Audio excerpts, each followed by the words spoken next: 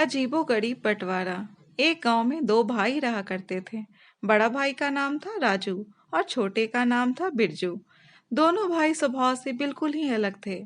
बड़ा भाई राजू बहुत मेहनती था। वो मेहनत करने में विश्वास करता था। वही घर का सारा खर्च चलाता था। लेकिन छोटा भाई बिरजू सदा मस्ती के मूड में ही रहता। बड़े भाई के मेहनत के पैसों पर ही मौज करता। राजू बहुत सीधा साधा था और बिरजू बहुत ही चालाक। राजू जो पैसे कमा कर लाता, उसके लाए हुए सामान से ही बिरजू की जिंदगी चलती। फिर भी राजू कभी बुरा ना मानता। बिरजू खुद भरपेट भोजन कर लेता और राजू के लिए बचा कुचा जो बचता वह छोड़ देता। लेकिन एक दिन कुछ ऐसा हुआ कि दिन भर का सारा काम करके थका हारा राजू जब घर पहुंचा तो बिरजू घर पर नहीं मिला। राजू के पेट में चूहे कूद रहे थे। सारा रसोई घर खाली पड़ा था और खाने को कुछ भी नहीं था। भूख के मारे राजू का बुरा हाल था। अपनी आंखों में आंसू लेकर वो घर के बाहर बैठ गया और किसी से कुछ भी नहीं कहा। गांव के मुखिया उधर से गुजर रहे थे। उन्होंने देखा कि राजू उदास बैठा है। राजू से उन्होंने पूछा कि क्या बात है। पहले तो राजू ने बताने से मना किया, लेकिन मुखिया जी के ज्यादा पूछने पर राजू ने अपनी आप बीती कह सुनाई। राजू की आप बीती सुनकर मुखिया जी की भी आंखों में आंसू आ गए। वह राजू को अपने घर ले गए। पहले तो मुखिया जी ने राजू को भर पेट भोजन करवाया और बोले, तुम सारा दिन इतनी मेहनत करते रहते हो और तुम्हारा छोटा भाई बिरजू मौज मस्ती करता है। उससे कहो कि वह या तो कुछ काम करने लगे, अन्यथा बंटवारा कर ले। उससे अलग रहो और वह अलग रहे, तब उसे काम की और तुम्हारी अहमियत का एहसास होगा। राजू को मुखिया जी की बात अच्छी लगी। उसने घर जाकर बिरजू से बंटवारे की बात कही, क्योंकि बिरजू जानता था कि बंटवारे से उसका ही नुकसान होगा, तो वो पहले बंटवारे के लिए तैयार नहीं हुआ।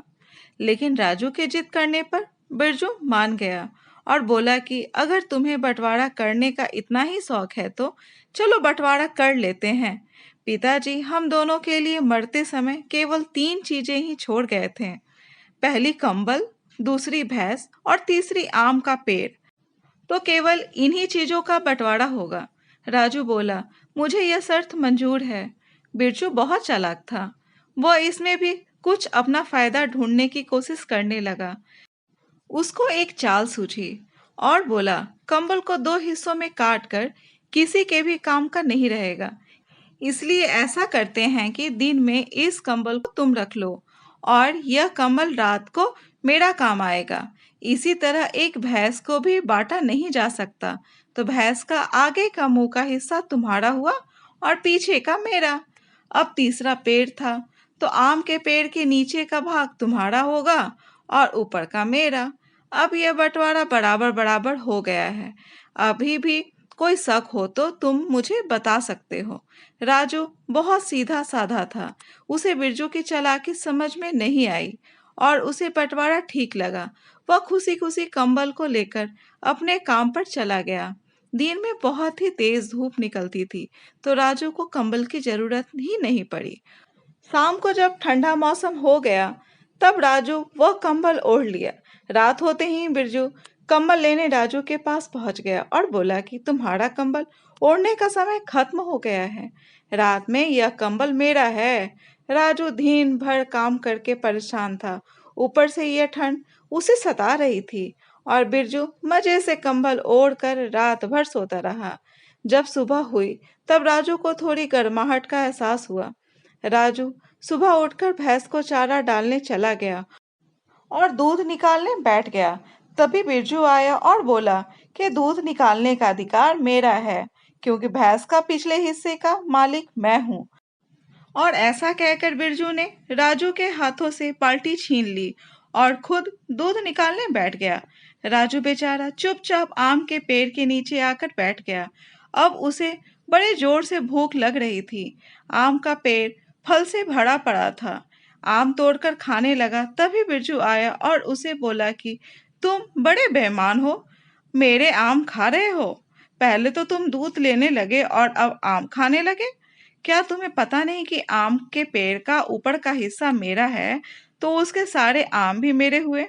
तुम्हारे अधिकार में तो सिर्फ पेड़ की जड़ और तना आते हैं। इतना सुनकर राजू को बिरजू की चालाकी समझ आ गई। मुखिया जी के पास पहुंचा और सारी बात बताई। मुखिया जी ने बिरजू को सबक सिखाने की योजना बनाई और राजू को समझाया। राजू घर पहुंचा तब उसने वैसा ही किया जैसा मुखिया जी ने समझाया था। उसने दिन के समय कंबल को पानी में भिगो दिया। जब बिरजू कंबल लेने आया तो गीले कंबल को देखकर झुंझला गया और बोला कि अब मैं रात को क्या ओढ़ूंगा। राजू ने भी कड़क कर जवाब दिया कि दिन में यह कंबल मेरा है और मैं इसका कुछ भी करूं, चाहे ओढ़ूं या भिगोऊं। अगली सुबह जब बिरजू दूध निकालने बैठा तभी राजू ने एक लाठी भैंस की गर्दन पर जोर से दे मारी। लाठी पड़ते ही भैंस भड़क गई और बिरजू के मुंह पर लात दे मारी। बिरजू जाकर एक ओर गिरा और दूसरी ओर दूध की बाल्टी। गुस्से में गुर्राता हुआ बिरजू बोला, भाई यह क्या मजाक है, पागल हो गए हो क्या। राजू ने भी एक कड़कदार जवाब दिया और बोला कि भैंस के आगे का हिस्सा मेरा है, मैं उसका कुछ भी करूं उससे तुम्हें क्या मतलब। बिरजू राजू की ओर हैरानी से देखता ही रह गया। थोड़ी देर बाद बिरजू ने देखा कि राजू आम का पेड़ को काटने जा रहा है। तब बिरजू बोला, अरे भाई तुम्हारा दिमाग तो ठीक है, अगर आम के पेड़ को काट दोगे तो आम कैसे मिलेगा। राजू बोला, मेरा भाग तो केवल जड़ और तना है, मैं अपने हिस्से के साथ कुछ भी करूं इसे तुम्हें क्या मतलब। मुझे आम से कोई लेना देना नहीं है। बिरजू अब समझ चुका था कि राजू को उसकी चालाकी समझ आ गई है। वह राजू के आगे हाथ जोड़कर खड़ा हो गया और बोला कि भाई मुझे माफ कर दे, मैं अब कभी भी तुम्हारे साथ धोखा नहीं करूंगा। अब हम दोनों मिलकर ही रहेंगे और साथ साथ मेहनत भी करेंगे।